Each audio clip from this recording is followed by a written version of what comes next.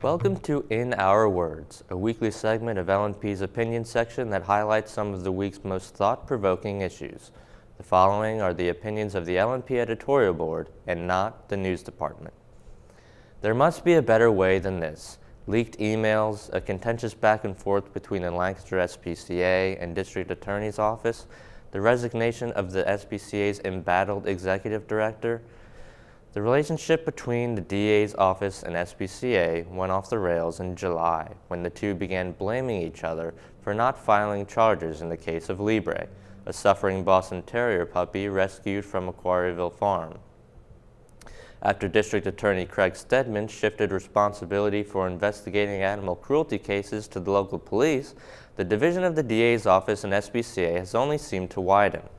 Most recently, the SPCA chided the DA's office after a leaked email stated that charges would not be pursued against the owner of a pit bull that was allegedly so beaten and battered that it had to be put down.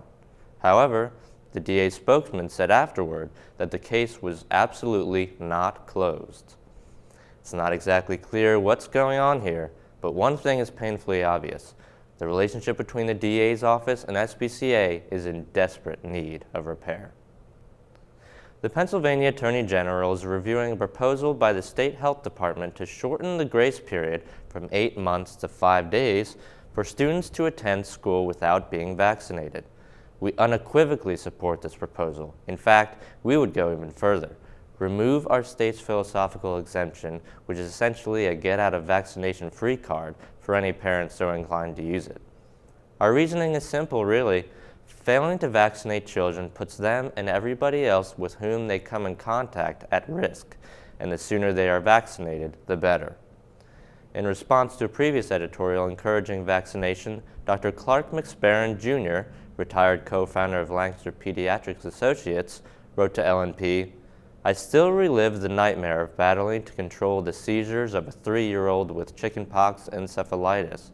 Just 20 years ago, I watched helplessly as a 2-month-old boy coughed incessantly till he gasped, stopped breathing, and died of whooping cough.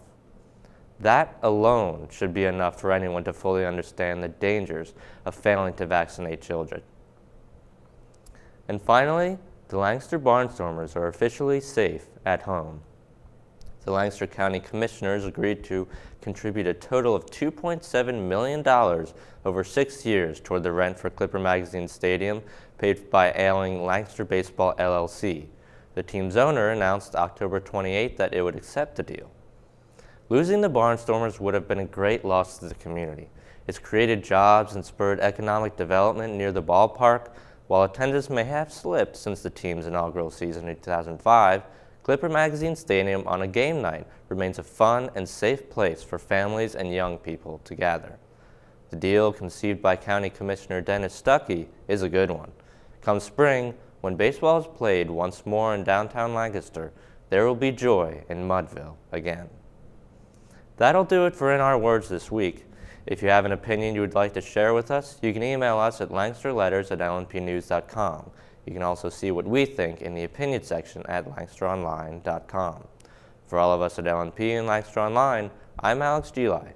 Thank you so much for watching. We'll see you next week.